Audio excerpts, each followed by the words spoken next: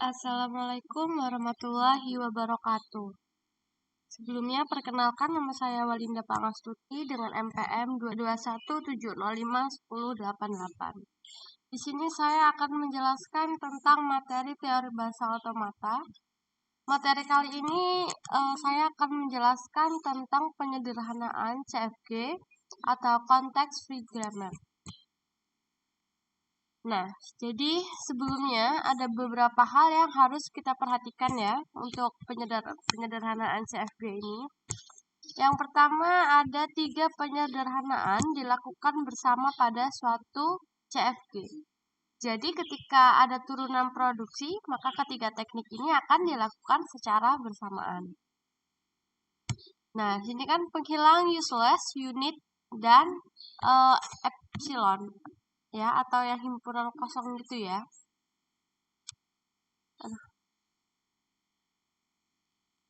Nah, dilakukan bersamaan pada suatu aturan produksi CFG sehingga akan menghasilkan aturan produksi dalam bentuk paling sederhana. Jadi nanti ketika akan melakukan penyederhanaan suatu CFG atau context free grammar, maka akan dilakukan 3 ini, yaitu kita harus menghilangkan useless, unit, dan epsilon. Lalu, hal yang perlu diperhatikan lagi ya, ada 3 ini. Penghilang produksi epsilon dapat menghasilkan produksi unit. Lalu produksi unit tidak menghasilkan produksi epsilon. Menghilangkan produksi useless tidak menghasilkan produksi unit maupun produksi epsilon. Berarti nanti menghilangkan produksi useless itu adalah tahap terakhir ya, setelah menghilangkan produksi unit dan produksi epsilon. Nah, di sini ada urutan langkah penyederhanaan CFG. Yang pertama, kita harus mendapatkan CFG-nya. Lalu kita akan menghilangkan produksi epsilonnya. Lalu kita akan menghilangkan produksi unitnya.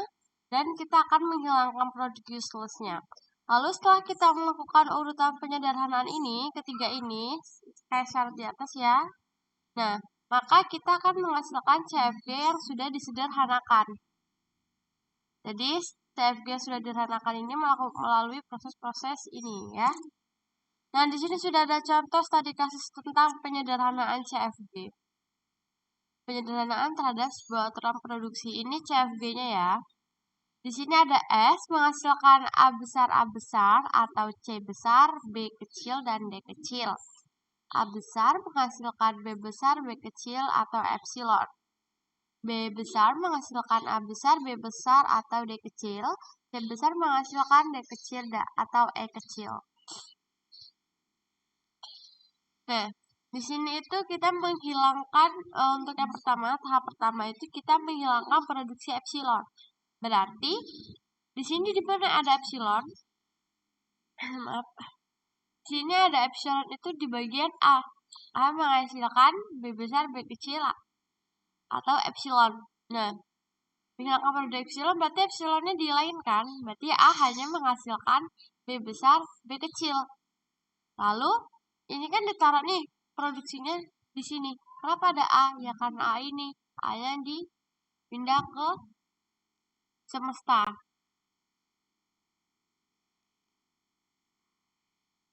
Karena dia habis menghilangkan produksi epsilonnya. Lalu, A ini kan menghasilkan simbol terminal B. Nah, udah diturunkan di sini. Lalu setelah itu ada tahap keduanya, menghilangkan produksi unit. Apa sih itu produksi unit? Produksi unit adalah produksi yang menghasilkan suatu variabel. Jadi terminal yang menghasilkan suatu variabel akan dihilangkan. Di sini mana yang menghasilkan satu variabel, yaitu variabel S dan variabel B. Nih, S menghasilkan C, ini kan C termasuk simbol ini ya. Satu variabel kan, jadi dia akan dihilangkan. Coret. Nah. Lalu di sini di mana lagi ada ininya? Di B. Kenapa D ini tidak dihilangkan? Kita mencari yang variabel ya. B ini dihilangkan karena dia suatu variabel kan. Jadi hasil produksinya, hasil akhirnya seperti ini. A ini kan juga satu variabel nih, hapus. Lalu kalau C-nya ini sudah dihapus digantikan apa? C ini kan menghasilkan DE ya. Jadi di sininya diganti DE. A ini menghasilkan B besar B kecil, lalu di sini digantikan B besar B kecil. Nah, kalau B ini kan menghasilkan dirinya sendiri, itu jadi dihilangkan saja. Gitu ya. A sama C ini diganti ke turunannya. C, D, E, A, B, B. Sama ya. Nah, lanjut yang ketiga atau yang terakhir. Kita harus menghilangkan produksi useless. Apa sih produksi useless itu? Produksi useless adalah produksi yang tidak berguna. Jadi yang hasilnya ini tidak sampai ke simbol terminal. Kayak ini. Jadi tidak ada ke simbol terminal. Ada nggak di sini C? Nah, jadi tidak ada ya S menghasilkan C, A menghasilkan C, B menghasilkan C yang menuju ke terminal C ini tidak ada ya. Jadi C menghasilkan D ini kita hapus saja. Kita coret gitu ya. Karena memang tidak ada di sini yang simbolnya itu mengarah ke terminal C. Kalau SBB A jadi A ini kan bisa ke BB. Nah, sedangkan B bisa ke D. Jadi ini bisa ya, tapi kalau C ini tidak bisa. Karena tidak ada yang menuju ke simbol terminal C. Itu termasuk menghilangkan produksi useless. Nah, jadi hasil akhirnya adalah ini CFG awalnya, dan ini adalah hasil penyederhanaannya. Ini CFG awal itu masih ada epsilon, masih ada satu variabel, dan masih ada yang menuju terminal tidak berguna. Dan ini setelah disederhanakan, yaitu dengan melalui proses